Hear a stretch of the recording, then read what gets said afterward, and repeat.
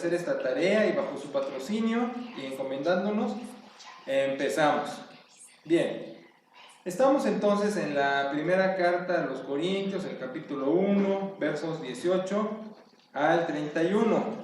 Continuando con esto que acabamos de ver del apóstol, de que las divisiones obedecen a la simpatía, que esa es una cuestión no muy común, comentada, no es un comentario muy frecuente, pero ha sido mi conclusión de años, y lo podemos ver por distintas expresiones sociales.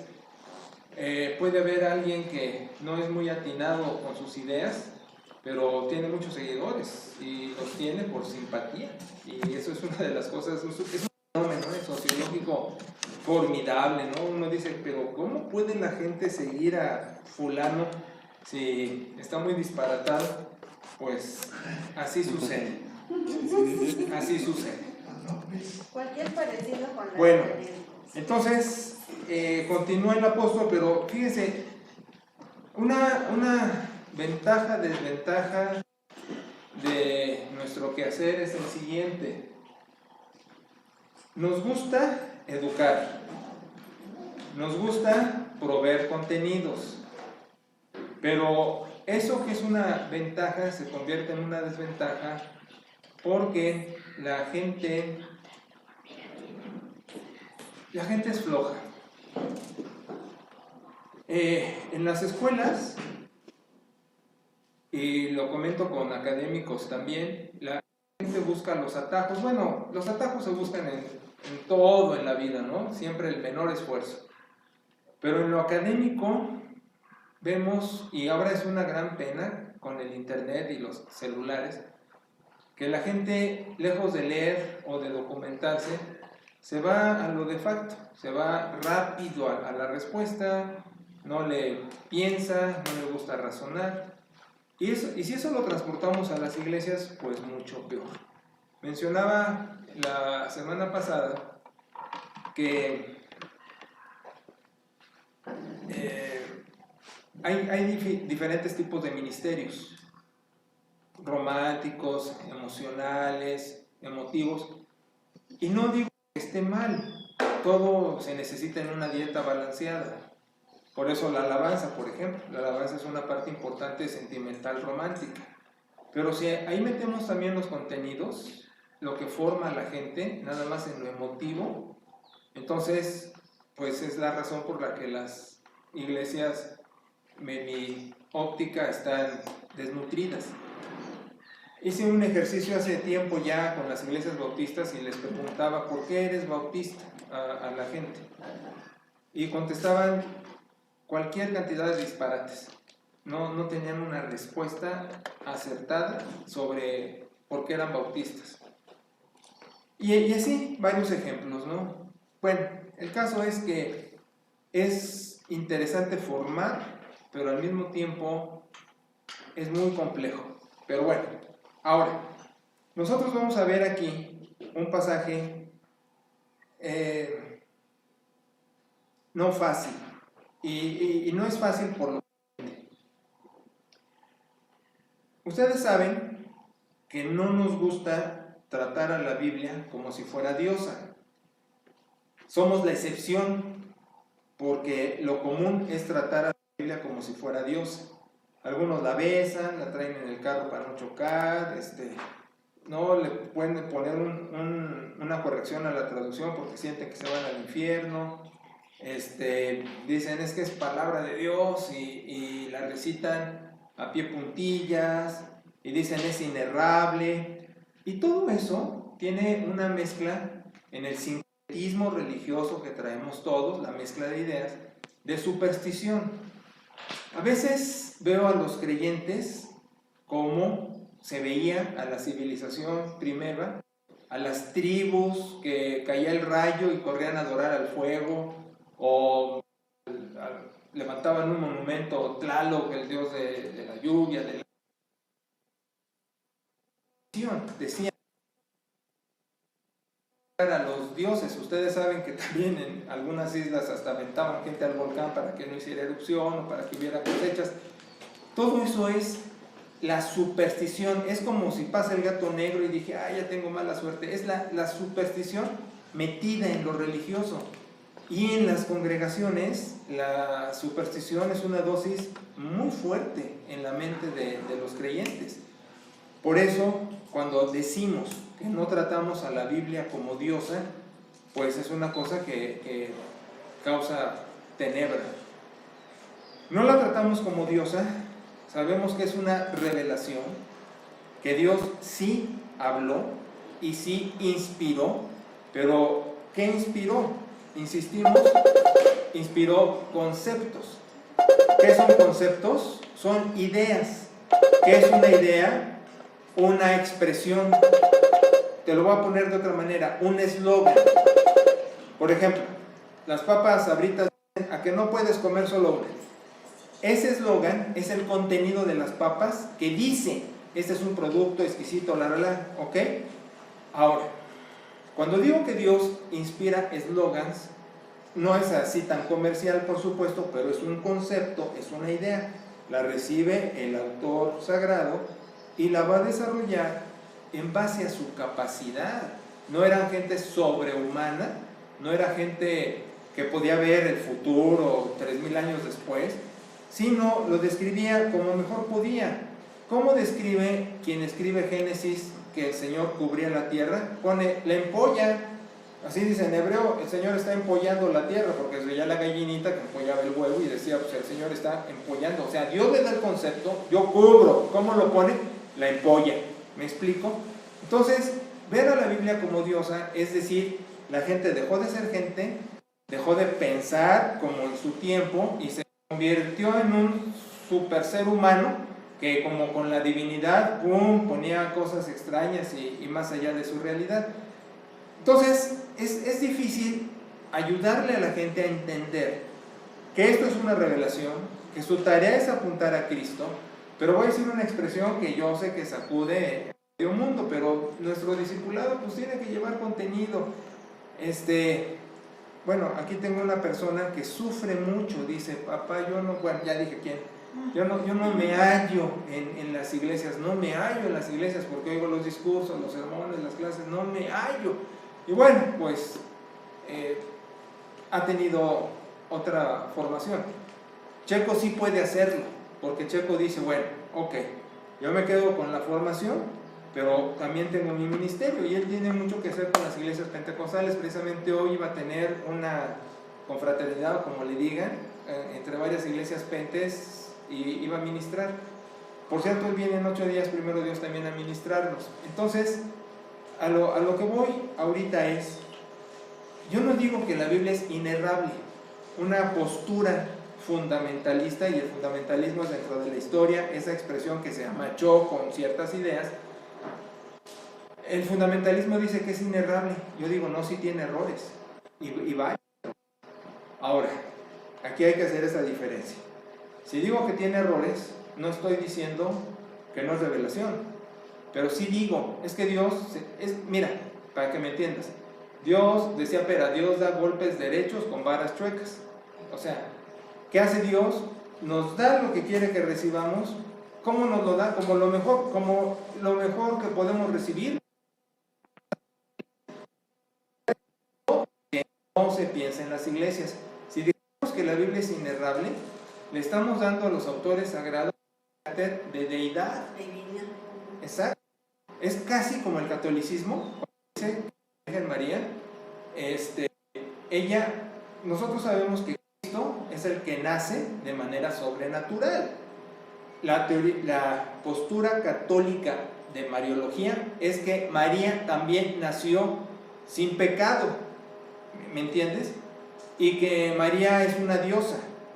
Entonces, si yo digo, es que la Biblia no tiene errores, digo que Pablo, que Moisés, que todos estos cuates eran divinos, no tenían error, y lo tienen. Cuando se trabaja la escritura como se debe de trabajar, uno ve, por ejemplo, que Lucas tiene aciertos geográficos, bueno, no solo geográficos, históricos. Lucas dice que Jesús estaba en el templo a los 12 años y todos los judíos saben que es a los 13 años. Fíjate, pone a Jesús en el templo a los 12 y Jesús estaba en el templo a los 13, como cualquier varón judío. Entonces, desde allí, ¿qué decimos? Un punto malo para Lucas, sí, un punto malo para Lucas, pero no para Dios, porque al final el asunto era que Dios revela que Jesús estaba desde niño en los quehaceres espirituales. ¿Me explico? Entonces hay que saber sacar la diferencia del concepto inspirado y de cómo lo puede hacer el escritor. ¿Por qué estoy diciendo todo esto?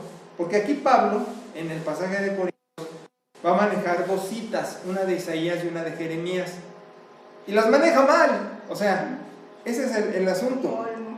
Cuando decimos hermenéutica, cuando decimos exégesis, decimos, a ver, vamos a trabajar el pasaje, vamos a hacer un estudio formal, vamos a ver a quién le escribe, qué es la historia de ese momento, quiénes son los personajes en turno, qué es lo que Dios quiso decirle a ese personaje usando a Isaías o Jeremías, etc. ¿Me explico?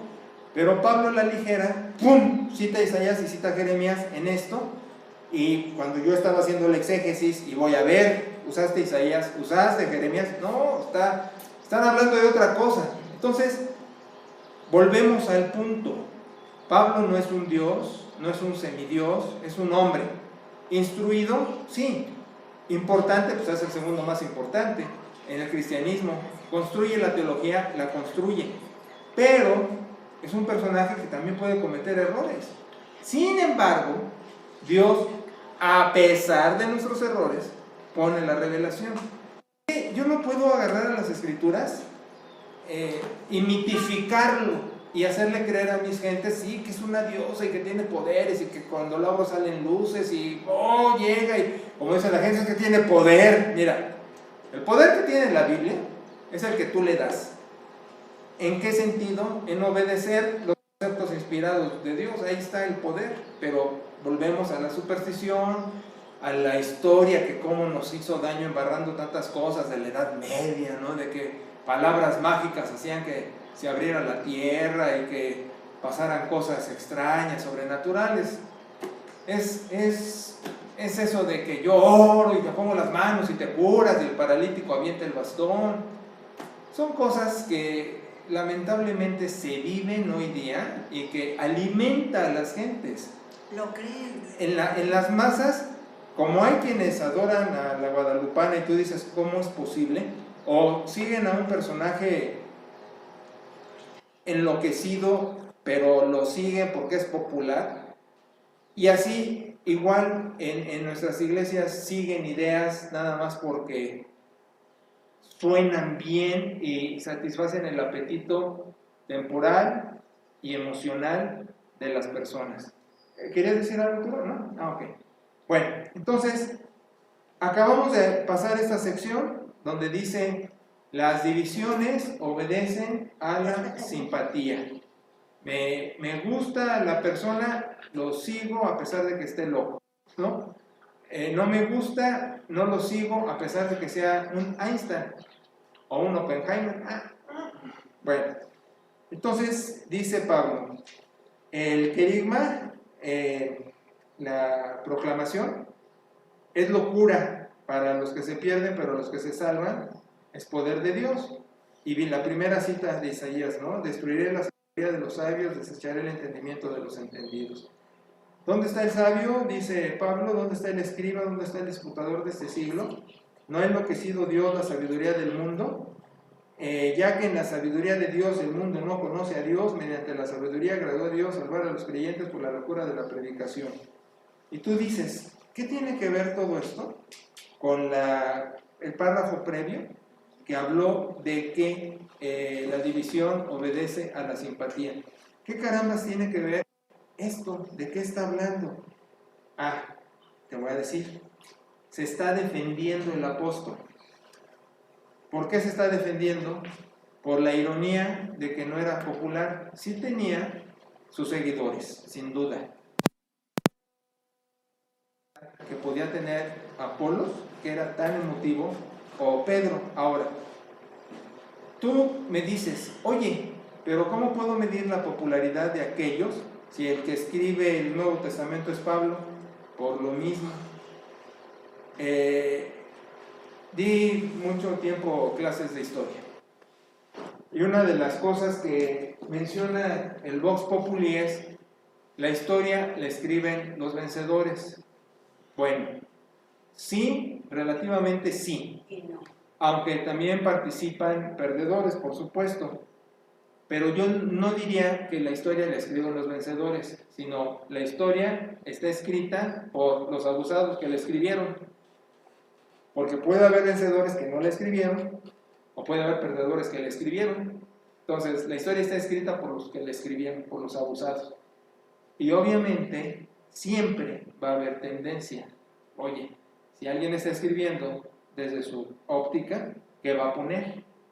Decimos, no, pero es que se busca la mayor objetividad, ahora se usa asertivo, se busca ser lo más asertivo posible.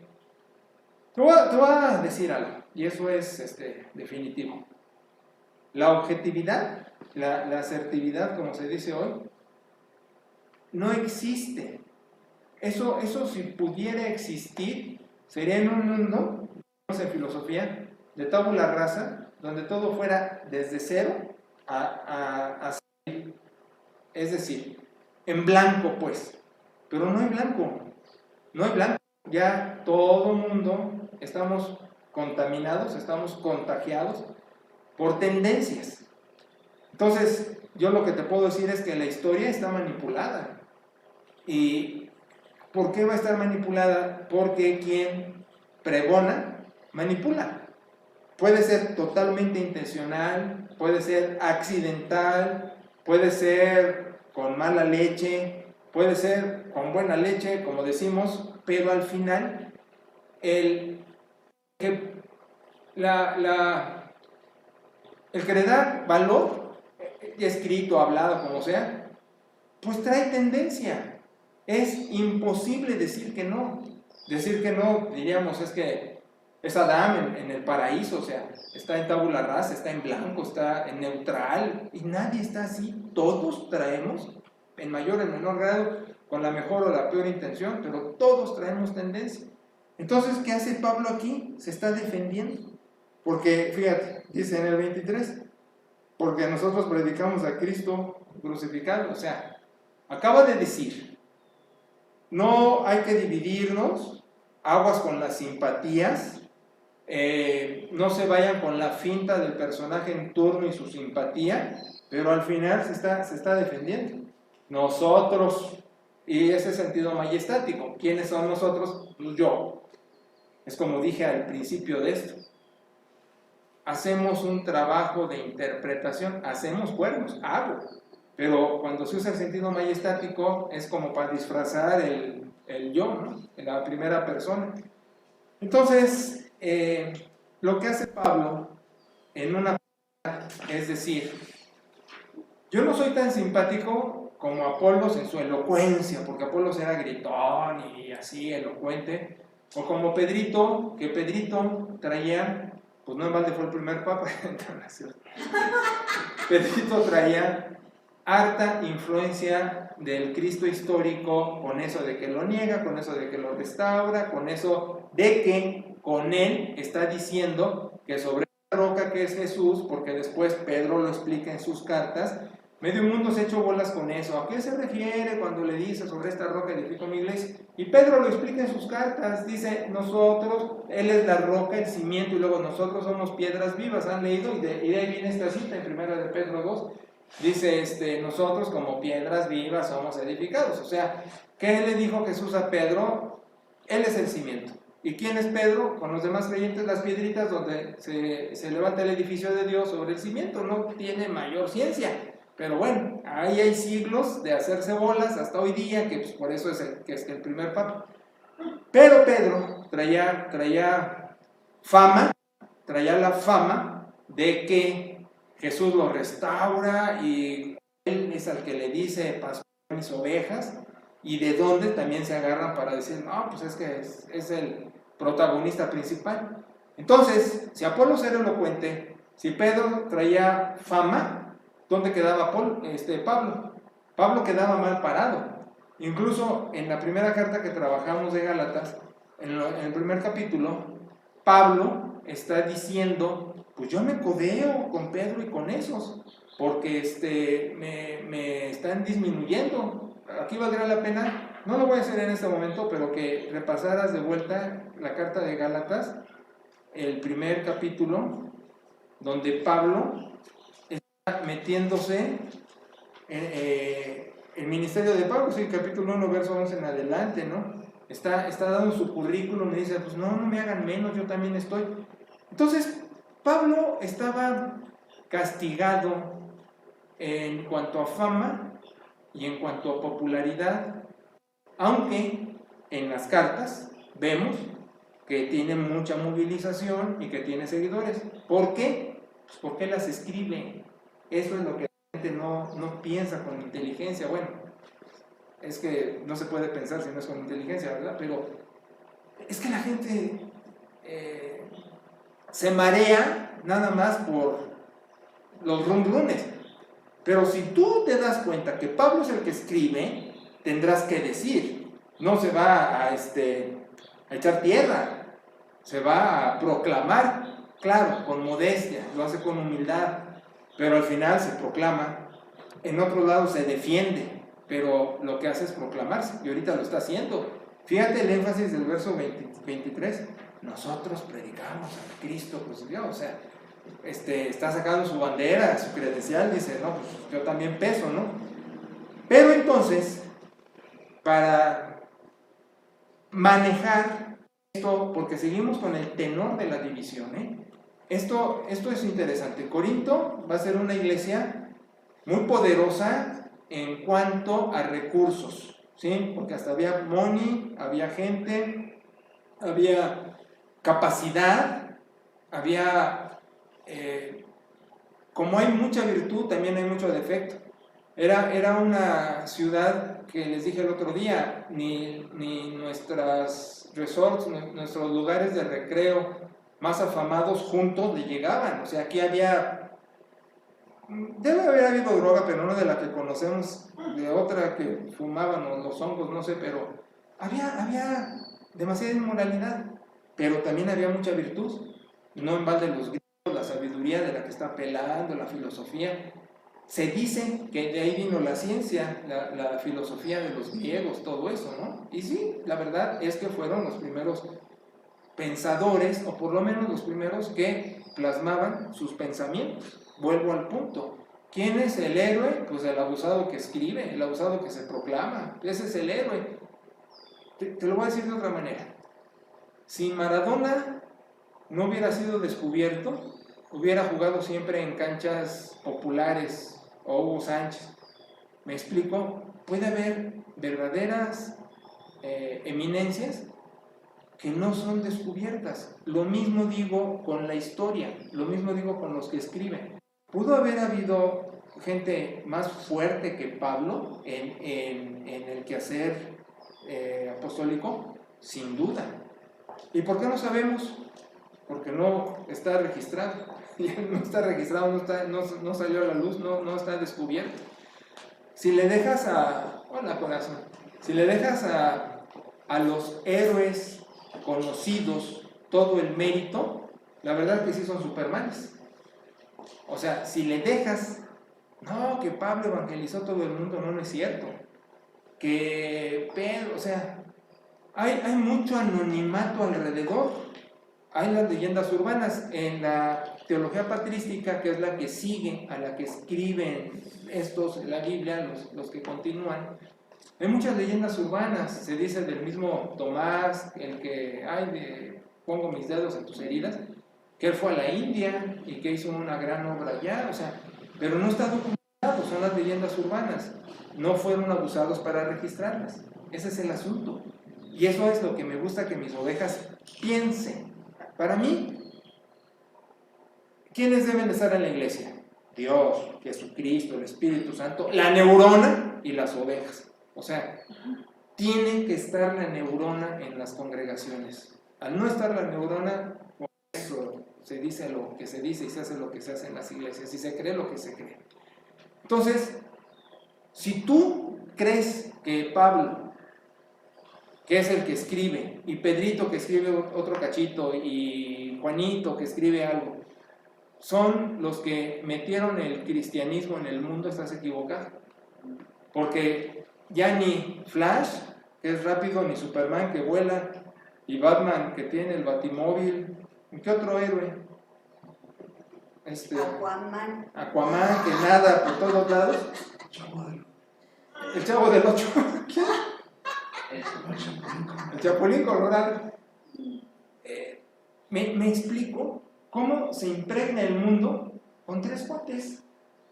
No es posible. Y de a pianito. Hubo muchos más, pero no están registrados. Por eso tenemos a estos héroes. Ahora, al hablar de este modo, no le estoy bajando a Pablo su lugar, pero sí estoy poniéndolo, ahora sí que en su lugar, porque era un personaje de su tiempo y por eso se tenía que defender. Y fíjate, tú vas a ver el versículo 25 y vas a decir, qué feo nos embarra, qué feo es Pablo. Y luego, si tú ves el 26 y ves el 27 y ves el 28, le dices, ¿sabes qué? Sácate a volar. Porque me defiendes, compadre, es como el que... no me defiendas. Exacto, no te metas con mi compadre, mira, no es muy tonto, pero es muy buena gente, oye, no me defiendas, ¿para qué me dices tonto? Ve nada más el contexto, ese es el favor que te pido. Ve el contexto donde él está diciendo, no hay que dividirnos por simpatía. ¿Qué quería decir eso? Tenía menos simpatía y estaba haciendo más popular los otros ministros, los otros ministerios. Cuando dice eso, entonces él mete que él también está predicando y entonces dice en estos versículos que tú no habías entendido porque no lo lees con el contexto y dices, nos embarró a todos, sí, Dios escogió a lo miserable. No, está hablando de su impopularidad, que a pesar de no tener la popularidad de Apolos y de Pedro, él también tiene lugar. Escogió a los débiles para avergonzar a los fuertes. En otros lados se menciona el abortivo, o sea, el Señor escoge 12, uno le sale mal, le quedan 11 y me mete a mí que no soy menos que los otros, aunque siempre trajo el complejo de que no fue llamado junto con, fue llamado después. Soy el abortivo, dice, pero formo parte y formo parte importante. Esto es una apología. Apología es una defensa de él mismo, donde para cuidar su impopularidad, bueno, no impopularidad, sino que son más populares los otros, dice que él también tiene peso específico. Por eso Dios escoge a lo débil para avergonzar a lo fuerte.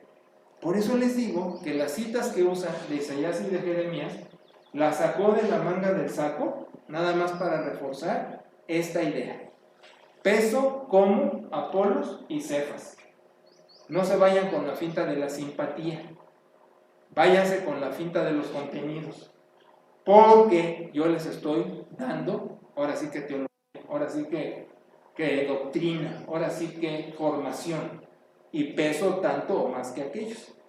Sin embargo, termina, como siempre va a terminar, que se defiende, la gloria sea a Dios, la gloria sea a Dios.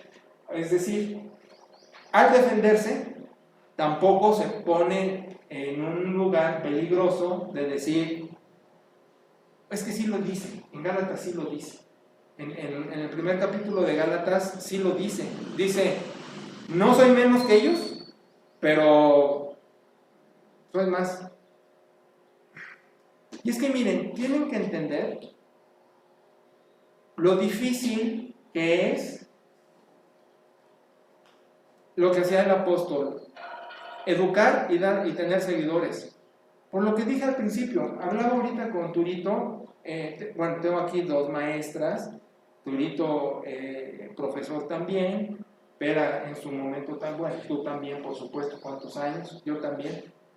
Y hemos visto que el educando le gusta salirse por lo fácil, le gusta copiar, le gusta Es decir, son garbanzos de libra los que dicen, no, yo sí me aplico, yo sí estudio, yo sí quiero aprender, y sí los hemos tenido. Acabábamos de hablar eso antes de todo, fíjate, sin darnos cuenta de que iba a salir a la luz. Y creo que te dije, tuve alumnos excepcionales, tú también, y ustedes también, sin duda. Pero no es el promedio, no es la norma. El promedio es el alumno que no quiere esforzarse, que no quiere estudiar. ¿Qué materias son las impopulares? Las de ciencia, física, química, matemáticas. Ay, ¿para qué estudio eso? Ahí está difícil. Bueno, el papá de Isaías es matemático y les metió a estos cuates las matemáticas, pero No, en el biberón, ¿no? No manches. Ajá, no, estuvo bien, digo, cada quien. Pero es la excepción. Tú vas a cualquier secundaria, a cualquier prepa, ¿qué materia es la favorita? 2, 3 levantan la mano sobre matemáticas, física, química, el resto se van por la tangente, ¿no? Entonces entienden el corazón del apóstol Pablo. Si hay un Apolos que es gritón, si hay un Pedro que es famoso, es que él anduvo con Jesús, es que él lo negó, pero Jesús lo restauró, el querigma era, pastorea mis ovejas. Ay, no, Pedro, sí, es el ave fénix que resurge de las cenizas, ¿no? ¿Dónde queda Pablo? Educando, formando, donde la gente es floja, donde la gente no le gusta estudiar, donde la gente no le gusta aprender. ¿Dónde queda? Entonces, ahí está su inteligencia. Fue el que escribe. Y en escribir, casi son 27, 2/3 partes del Nuevo Testamento, tiene mucho peso específico. Y hace la teología. Pero es más teólogo que Pablo. Juan, en el puro evangelio, mata todas las cartas de Pablo. En el prólogo. Andan en el puro evangelio. No hablemos de sus 3 cartitas que son balinas, ¿no? El evangelio, el puro evangelio de Juan, en su teología, mata todas las cartas de Pablo, pero escribió un evangelio. Y Pablo escribe 2/3 partes del Nuevo Testamento. Entonces, ¿quién se lleva el crédito de darle contenido al cristianismo? Pablo, no Juan. Fue el abusado que escribió. ¿Me explico? Ahora, repito, no le quitamos valor, pero estamos examinando la escritura y nos estamos dando cuenta por qué apunta esto. Porque yo te apuesto que si tú en tus leías esto, porque YouVersion te decía, ahora hay que leer Corintios esto, y leías lo insensato del mundo, escogió Dios, te sentías gusano. Decías, híjole, borgo un cacahuate, sin entender el contexto de que es un hombre que se está defendiendo y que dice, en esto de que lo vil del mundo escoge Dios para avergonzar a lo fuerte, está diciendo, de acuerdo, no tengo la elocuencia de no tengo la popularidad ni la fama de aquel, vamos, soy un abortivo, como va a decir después, pero avergüenzo a lo fuerte, tengo peso específico. Está hablando de él, no de nosotros. Lo hace en plural, con el sentido estático de las expresiones, como cuando yo digo, estamos educando en la iglesia, estamos educando, bueno, estoy educando. ¿Me explico? Pero es el mismo problema de meter una cosa de esas de fierro para levantar una ventana en mentes que traen inercias de siglos, y no porque seamos viejos, sino de siglos de herencia de pensamiento en las iglesias, que decimos, oye, ¿pero de qué estás hablando? Son cosas nuevas, no las habíamos escuchado. Ajá, ¿por qué no las habías escuchado? Porque pues, no se había abierto el caparazón para entender la escritura. Por eso, al citar Isaías y al citar Jeremías, lo hace en un sentido desesperado por agarrar elementos del Antiguo Testamento y ponérselos a la gente para defender su idea. Pero tanto Isaías como Jeremías están hablando de otras cosas. Pero su conclusión es sensata. Le vamos a dar la gloria al Señor. Porque aunque yo tenga más peso que Apolos en contenido, y aunque no tenga la fama de Pedro, soy más fregón en mi manera de pensar y de darles el Evangelio, tampoco me voy a jactar ni me voy a poner a la altura del Señor. La gloria sea a Dios. Así sea. ¿Se fijan? No, pues qué padre. Entonces, ¿qué pastoral tenemos? Una, la educación es importante, aunque cuesta trabajo. Es como si ahorita estuviéramos teniendo clase de química. Sí, ¿por qué quiero química? Yo quiero más bien que me digas que Diosito me quiere. Bueno, eso viene a continuación. El discipulado es otra cosa, es formación. El culto, pues ya es el alimento y el pastito a la oveja, la alfalfa, la avenita, no sé cómo las abejas, pero pues que la abeja coma y se sienta, ay, padre, ¿no? Pero los contenidos que discipulan es la escuela, y esto es la escuela. Entonces, ¿qué decimos? Vale educar, pero es que cuesta, sí, pero son varios maestros que saben el valor de la educación. Turo quería haber tenido café antes y dijo bien para no dormirnos, exacto. La educación te puede dormir, claro, la educación te duerme, sí.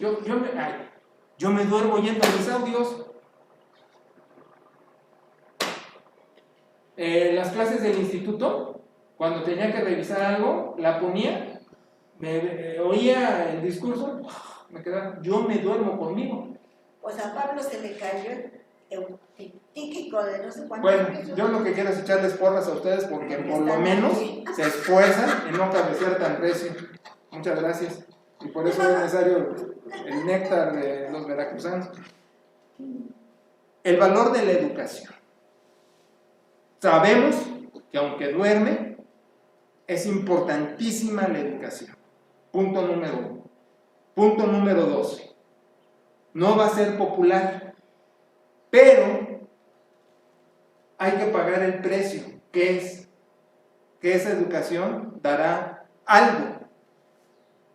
Todos ustedes, maestros y no maestros de alguna manera, han tenido esta experiencia, si no me quito el nombre.